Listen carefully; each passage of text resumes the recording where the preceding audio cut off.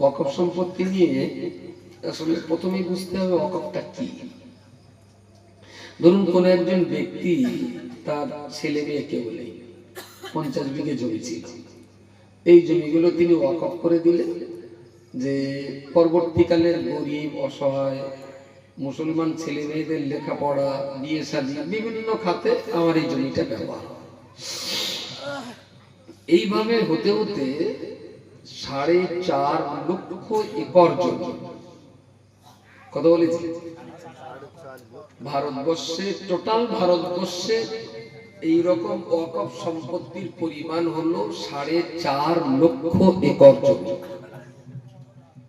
ঠিক আছে, তার ভিতরে প্রায় 1 লক্ষ একর জমি বিভিন্ন মানুষ গায়ের জোরে কেড়ে কুড়ে নিয়ে রেখেছে। থাকবে 3.5 লক্ষ একর পশ্চিমবঙ্গেও আছে। এখন এই সম্পত্তিগুলো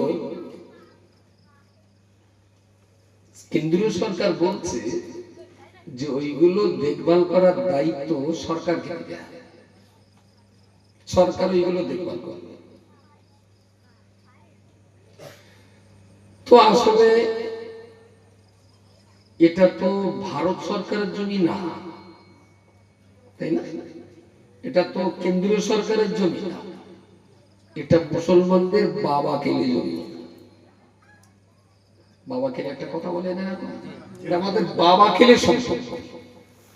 তো আমাদের এই সম্পত্তিটা কেন্দ্রীয় সরকার দখল করতে চাইছে। দখলটা কি বলছে, না এই সম্পত্তিগুলো কেন্দ্রীয় সরকার ঠিকঠাক যাতে ব্যবহার হয় তার জন্য ডিএম কে দায়িত্ব দেবে, ডিএম এই সম্পত্তিগুলো ঠিকঠাক করে ব্যবহার করবে। বাঘের কাছে ছাগল বসানো, বুঝতে পারবি? এখন সেই বিল জয়েন্ট পার্লামেন্টারি কমিশনের কাছে পাঠানো হয়েছে, বুঝপার চলছে। আগামী শীতকালীন অধিবেশনে কেন্দ্রীয় সরকার বিলটা আনবে। এই বিল যাতে পাস না হয় তার জন্যই আমাদের সারা ভারত জুড়ে আন্দোলন হচ্ছে, মুসলিমরা আন্দোলন করছেন। এই আন্দোলনের মূল সংগঠন হলো মুসলিম পার্সোনাল ল বোর্ড। দিল্লিতে এদের অফিস, আমি গিয়েছি কয়েকবার সে অফিসে, ওখান থেকে এই আন্দোলনটা হচ্ছে সারা ভারত জুড়ে। এটা শুধু রাজ্যের ব্যাপার নয়, গোটা ইন্ডিয়ার ব্যাপার। তো বিভিন্ন রাজ্যে সভা হচ্ছে, আমাদের রাজ্যেও আগামী মঙ্গলবার 19 তারিখ মুসলিম পার্সোনাল ল বোর্ড শহীদ মিনারে একটা প্রতিবাদ সভা ডেকেছে। এই সভায় আমাদের যেতে হবে। কেউ তবলিগ করে, কেউ হিজবুল্লাহ করে, কেউ কাইমের দল করে, কেউ মাতিনির দল করে, তাই না? এরকম দল দল আছে আমাদের, আছে না এরকম? তো ওয়াকফ তো সব দলেরই আছে, ওয়াকফ সব দলেরই আছে। তাহলে এই জায়গাটায় দল দেখার কোনো দরকার আছে? ঘরে আগুন লেগে গেছে ভাই, যে রান্নাঘরে আছে সেও পড়বি, যে ঘরে আছে সেও পড়বি, যে বারান্দায় আছিস সেও পড়বি। সুতরাং ঝগড়া বাঁধা, আমি ঝগড়া পক্ষে, তুই ঝগড়া আবার বাঁধাস, অন্তত ঘরটা আগুনের হাত থেকে বাঁচিয়ে ঝগড়াটা বাঁধা।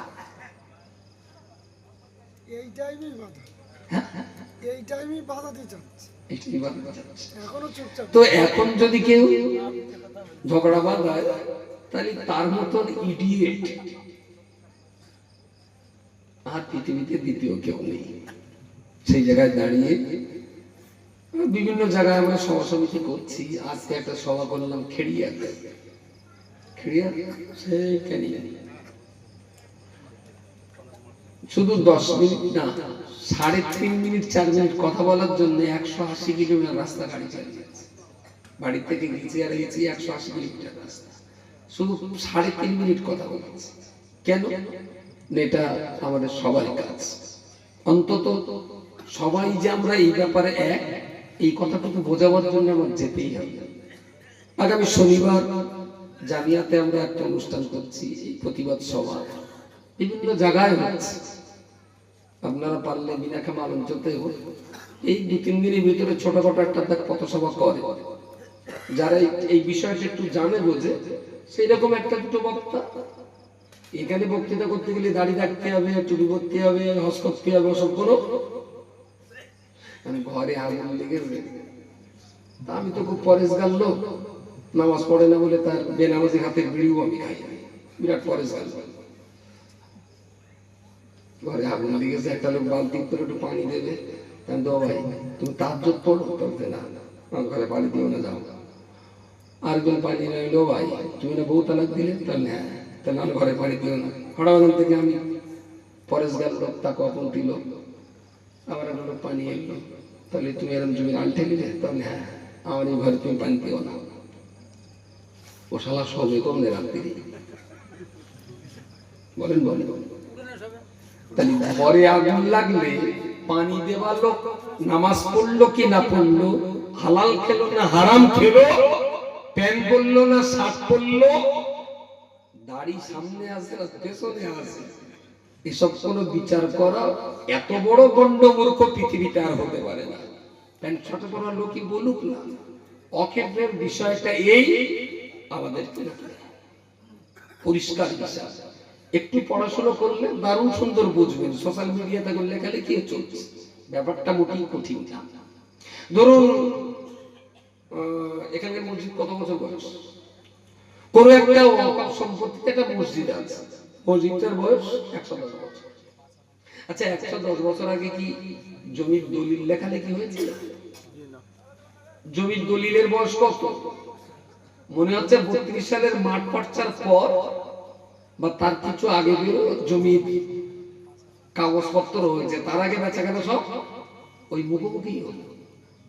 তাহলে রেকর্ড পর্চা দলিল আসার আগে যে সমস্ত ওয়াকফ এস্টেটে মসজিদ, মাদ্রাসা, ঈদগাহ, কবরস্থান, এতিমখানা, দাতব্য চিকিৎসালয় রয়েছে, আর অর্ডার দিয়ে অর্ডার করে পাঠালো, আর তোমরা ওখানে এটা চালাচ্ছ, জমির দলিলটা দাও, দলিল পাওয়া যাবে? তাহলে বললে এটা ওয়াকফ সম্পত্তি, এর যখন দলিল টলিল তোমাদের নেই, মসজিদ করার দলিল যখন নেই, চলো সরকার এটা দেখভাল করবে, জেসিবি আসবে মসজিদটা গুড়িয়ে দেবে, আমরা বলবো মসজিদ শহীদ করা হচ্ছে, আর ওরা বলবে অবৈধ বিল্ডিং বানা হচ্ছে। ওরা একবার বলবে না মসজিদ ভাঙছে, বলবে অবৈধ বিল্ডিং। এইভাবে পুরো ওয়াকফ সম্পত্তিগুলো সর্বনাশ হয়ে যাবে। যে কোনো উপায়ে লড়াই করে এটা আমাদের ধরে রাখার চেষ্টা করতে হয়। সেই জন্য শহীদ মিনারে এদিন ব্যাপক পরিমাণ মানুষ যাওয়া উচিত। যাবেন, আমিও যাব, আমরা সবাই যাব। আলিমিয়া সুন্নাতুল জামাতের যত সদস্য আছে আমরা তাদেরকে যাওয়ার জন্য বলছি, যাবেন আল্লাহর রাস্তায় সবাই। ওয়াকফ সম্পত্তি আমাদের বাঁচাতেই হবে।